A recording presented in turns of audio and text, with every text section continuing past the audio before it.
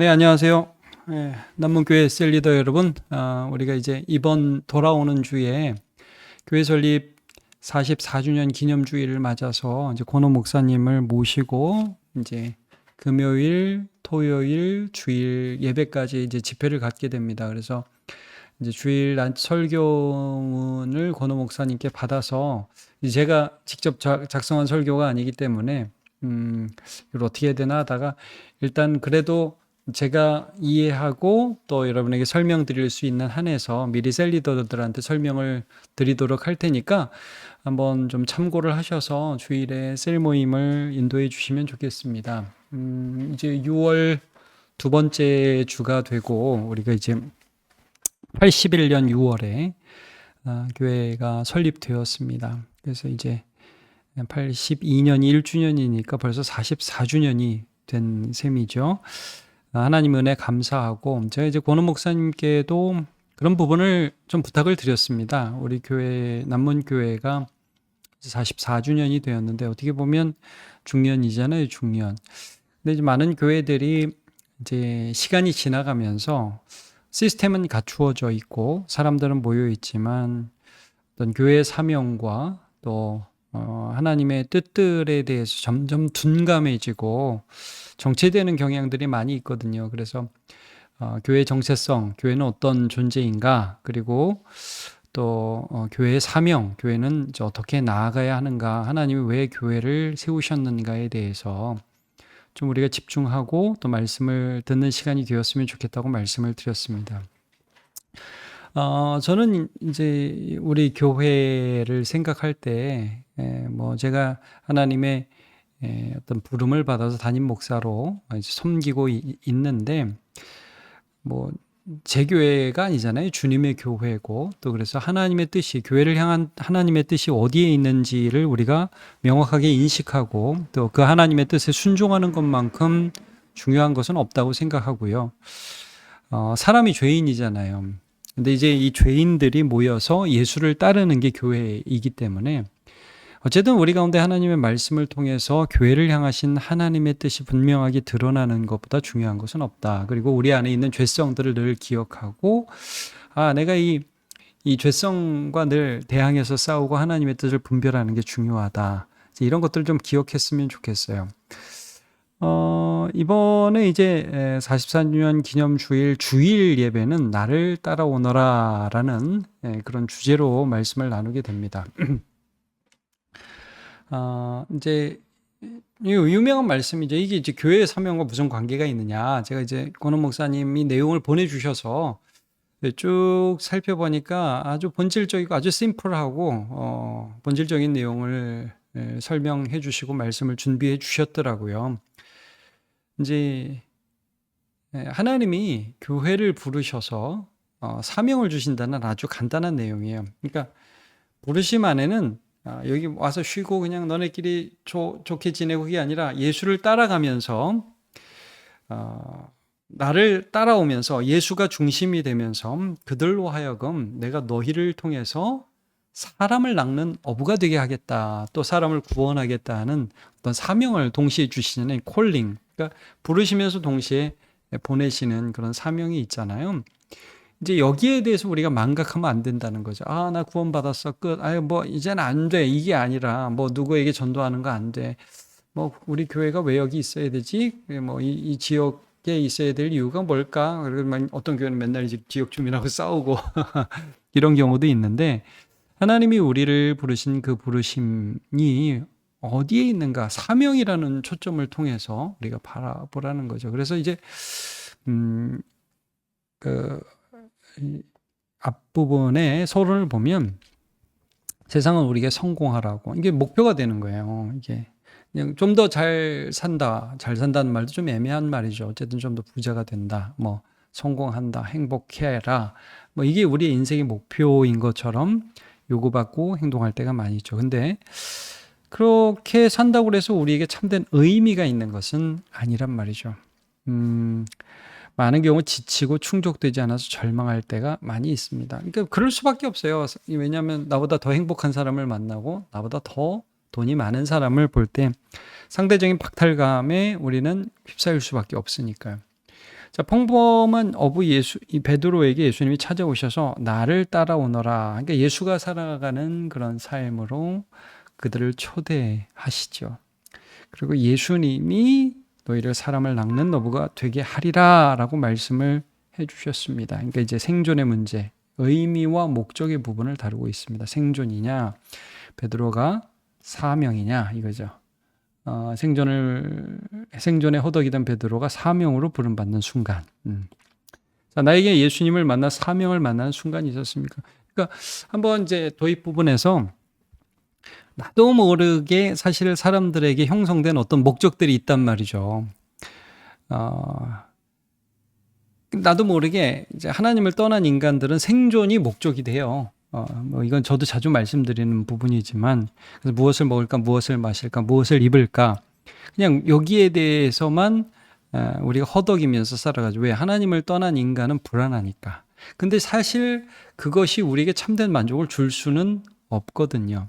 오히려 이제 크리스찬이 된다는 것은 이 모든 것들을 책임지시는 아버지 하나님을 예수 안에서 만나서 이제는 그 하나님을 또 다른 사람들이 만날 수 있는 하나님의 사명자로 살아가는 그 부름을 받은 거죠. 이제 그게 교회의 부르심이며 교회의 사명이라는 사실을 우리가 기억하면 좋을 것 같아요. 그래서 예수를 믿고 교회를 다니고 있는데 우리 세론들과 함께 본인의 사명은 무엇이냐? 우리가 다 하나님의 기쁨이 되기를 원하고 또 하나님의 부르신 그 부름을 따라서 살아가고자 하는데, 저도 이제 좀 그렇거든요. 기도 제목 물어보면 건강해지는 거예요. 뭐 자녀들 잘 되는 거예요. 좀 더 나아가면 자녀들 예수 믿는 거예요. 우리가 이제 좀 더 나아가서 내 주변의 사람들에게 복음을 전하는 것이요, 우리 교회를 통해서 다음 세대의 세상 가운데 지역과 또 세계 가운데 복음을 전하는 것이요, 이런 다양한 믿음의 고백을 할 수 있겠죠. 어쨌든 우리의 사명이 무엇인지, 또 그런 것들을 생각했던 적이 있는지. 그러니까 이제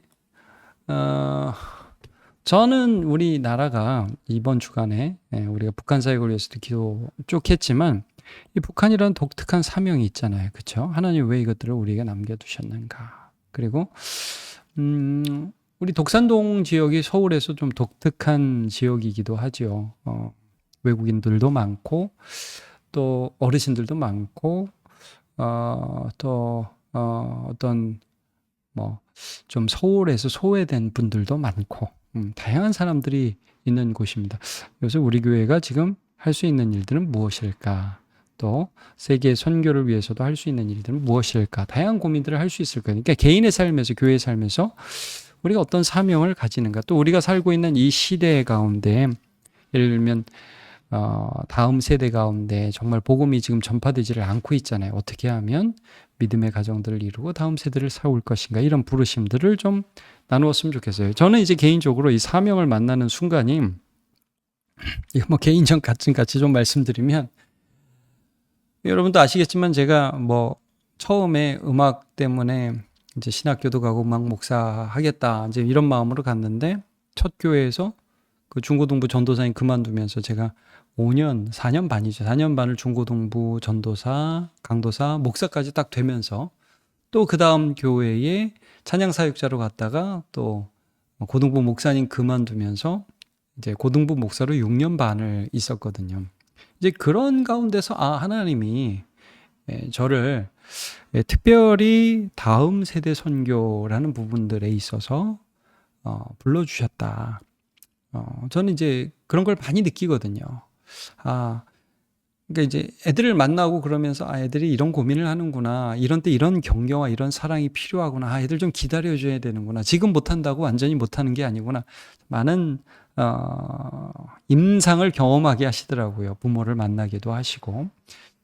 그러니까 여러분, 제가 가졌던 그런 경험들이 지금도 영향력을 미치죠. 그러니까 제가 그런 거 막 하자고 그러는 거 아니에요? 온세대 통합 예배 이런 거 왜 해야 되냐, 고민이 많았어요. 어떻게 하면 다음 세대에게 복음이 전달되고 이 아이들이 초등부, 중고등부를 거쳐서 청년들이 됐을 때 교회를 떠나지 않을 것인가. 지금도 고민이 많아요. 그 담임 목사는 어떻게 해야 되는가? 우리는 어떻게 지원해야 되는가? 또 지금 이제 계속해서 하나님이 저에게 또 열어주시는 것은 참 전도가 어려운 이 한국 사회인데, 그러면 한국 사회가 안 된다고 그냥 가만히 있을 것인가? 우리가 할 수 있는 것들을 최선을 다해서 천천히 하면서 선교의 문도 열어주시는 그런 하나님, 제가 계속 만나게 되는 거예요. 그러니까 여러분, 우리가 그냥 먹고 사는 것 말고 예수님을 만나서 사명을 만나는 순간이 있었는지 개인적인 간증도 좀 해주시면 좋을 것 같고요. 또 뭐 서로 간에 얘기를 나누는 시간도 되었으면 좋겠습니다. 내가 지금 사람 낚는 업으로서 다가가 복음을 전해야 할 대상 1번합니다. 누굽니까? 이제 첫 번째 문제는 대상에 대한 부분이고, 두 번째는 우리가 구체적으로 해야 할 일들은 무엇인가. 이제 대상과 구체적인 어떤 사명의 내용들을 좀 얘기해 보자는 거죠. 그래서 어려움이 무엇이고 그것을 극복하기 위해 할 것은 무엇입니까? 이건 이제 대상에 따라서 이걸 하려고 하는데 이런 게 어렵네. 또 그런데 이걸 극복하기 전 이렇게 해야 되겠네. 이런 것들을 자연스럽게 나누어 주시면 돼요. 이게 왜 그러냐면 우리가 생각하지 않으면 우리는 아무것도 안 합니다. 이 게으름이라는 게 있어요. 근데 이게 교회로 있다는 것은 사람과 선행을 격려하고 모이기를 피하는 어떤 사람들의 습관같이 하지 말자. 우리가 함께 있음으로 얘기하면서 그런 방법도 있네요. 이렇게 하면 되겠네요. 그래서 이제 여러분, 저는 그런 말씀도 좀 드리고 싶은데, 셀에 전도 대상자가 초청되고 셀에서 이런 기도를 하는 것도 중요한 거죠. 하나님, 우리 셀에 새 가족을 보내주세요. 그 사람을 사랑하면서 그 사람이 예수 믿고 그 사람이 복음의 은혜를 받게 해주세요. 실제로 이제 우리 교회 가운데 셀에 참여하면서 우울증이라든지 힘든 부분들이 극복되는 분들이 있단 말이에요. 교회가 너무 폐쇄적이 되지 않고 어떤 한 사람이 예수를 믿어서 그 사람이 그 안에서 변화되는 것들을 보는 건 너무 소중하죠. 그런 비전들과 그런 소망을 가지고 기도하는 것들이 중요해요. 그러니까 셀 리더들이 어떤 마음을 가지고 셀을 하는가 하는 건 굉장히 중요하죠. 어제도 제가 이제 수요 예배 안내를 쓰는데 옆집에 사는 그 아줌마가 아기 데리고 교회 왔더라고요. 그래서 이제 제가 환영하고 이제 들어갔다 보시라고, 아기가 좀 보고 싶대요. 그래서 그냥 한번 와봤다는 거예요. 보시라고 그러고 2층도 부르고 인사하고 보냈어요. 뭐 제가 다 얘기하지는 않지만 옆집에 살기 때문에 이제 가끔 어떻게 지내시는지 이런 것도 보게도 되고 그러는데 하나님이 이 사람의 부족함과 연약함과 상관없이 이 사람의 복음을 듣게 하신다면 너무 좋겠다. 열린 마음으로 이제 그런 분들을 받아들이는 거죠. 굉장히 중요한 것 같아요. 이제 여기 내 주위의 사람들, 동료의 친구, 이웃, 소그룹원, 주일학교 학생들, 우리 가족들, 뭐 다양하잖아요. 자, 여생되는 어려움 많이 있죠. 아무리 얘기해도 안 듣는다, 뭐 마음이 안 열린다, 상처가 많다. 특별히 우리 가족들 가운데 예수 믿지 않는 가족들에 대해서는 그런 경우들이 많이 있죠. 그러나 우리가 절망하지 않고 실망하지 않고 기도하는 것들이 중요하고요. 그래서 극복하기 위해서 해야 될 게 뭐 기도도 있고요. 마음을 열기 위해서 뭐 친절하게 한다든지, 말을 좀 부드럽게 한다든지, 이해한다든지, 다양한 것들이 우리가 할 수 있는 것이 되겠죠. 2번, 우리가 구체적으로 할 수 있는 것. 이제 여기 이어지는 거죠. 개인적 노력뿐만 아니라 소그룹과 교회가 함께 노력할 것이 무엇이든지, 이제 영혼 구원 사명 품고 사는 거, 우리의 생각 속에서. 하나님 주신 사명으로 나의 가치를 발견하고, 난 이런 걸 잘하는구나. 이제 이런 것들을 발견하고 또 하는 거죠. 그래서 이제 보면 사도 베드로 같은 경우에는 목회자로 헌신해서 설교 사역을 감당하죠. 고넬료에 가서 복음을 전하기도 하고, 바울 사도 같은 경우에는 온 세상을 다니면서 복음을 전파하기도 하고, 말씀을 가르치고, 집사로 헌신하고, 장로로 헌신하고, 그런 다양한 사람들의 헌신을 통해서 일들을 할 수 있거든요. 그러니까 어떤 사람은 돈을 잘 버는 사람이 있고, 어떤 사람은 돈 버는 거는 저 같은 사람 그런 거는 잘 못하는데, 또 하나님이 또 다른 방법으로 쓰시는 분이, 어떤 사람은 또 일을 잘해요. 그래서 자기의 그 독특한 탤런트를 가지고 섬기는 거 매우 중요하겠죠. 3번, 예수님을 따르는 것만이 사람 낚는 어부가 되는 유일한 조건임을 알고 믿고 순종하기. 뭐 제가 예를 든 것입니다. 그래서 우리가 예배 가운데 영향력을 끼치기 위해서 가장 중요한 부분이 이제 예배죠. 우리가 하나님과의 친밀한 관계를 가져서 그리스도의 빛이 우리의 삶을 통해서 나타나게 하는 것, 이런 다양한 것들이 있습니다. 자, 마치면서 보죠. 우리가 세상에서 대단해도 내 안에 사명이 없으면 예수님 보시기에 아무것도 아닙니다. 그죠? 그냥 먹고 사는 게 사명이고 사람 살리는 게 사명이 아니라면 우리가 아무것도 아니겠죠. 여러분, 우리가 변화 공동체, 영향력 공동체, 세운 공동체, 이 땅을 품는 하늘 공동체, 이런 비전을 갖고 있잖아요. 결국 영향력 공동체고 영향력 공동체 중에 특별히 다음 세대를 이제 우리가 보는 거니까 좀 사명이라는 부분들에 대해서 우리가 늘 깨어 있으면 좋겠습니다. 그래서 내가 세상에서 별건 아닌 인생 같아도 내 안에 예수님 주신 사명이 있으면 가치 있는 인생, 위대한 인생입니다. 이제 권호 목사님 말씀하실 거예요. 예수님은 나를 따라오너라. 그러면 사람 낚는 어부가 될 것이다. 라고 하셨습니다. 예수님을 따라가기만 하면 됩니다. 예수님이 이끌어 주십니다. 참 어떻게 보면 어렵지만 어떻게 보면 쉽죠. 그분이 일하실 수 있도록 하는 것이니까요. 묵묵히 예수님을 따라가며 의미 있는 인생, 위대한 인생이 되기를 우리 모두 축복합니다. 그래서 마지막으로 한번 이렇게 따라하면서 마무리하면 좋을 것 같아요. 사명이 우리를 위대한 인생으로 만든다. 사명이 우리를 위대한 인생으로 만든다. 이걸 한번 다 함께 한 3번 정도 외쳐보시면 좋겠습니다. 네, 이번 주 이제 셀 리더 성경 공부 영상은 여기서 마치고요. 이제 벌써 6월이 됐어요, 여러분. 이제 6월 2번째 주가 아니고 이제 이 사경회를 통해서 받은 은혜들을 마음에 간지면서 서로 격려하면서 지내셨으면 좋겠습니다. 뭐 6월 달에 한번 셀끼리 회식을 하셔도 좋고요. 사랑과 선행을 격려하는 공동체로 있으시기를 원해요. 제가 목사로 섬기면서 점점점 더 많이 느끼는 게 하나님 우리를 공동체 교회로 부르셨다. 교회가 교회가 너무 부족한데 그 부족한 교회가 따르는 예수님을 통해서 우리가 은혜를 얻고 다시금 정신 차리고 회복되거든요. 함께 말씀을 듣고요. 그래서 이번 사경회 통해서 한번 우리의 교회됨을 확인하는 그런 귀한 시간 되기를 바랍니다. 여러분 수고하셨습니다.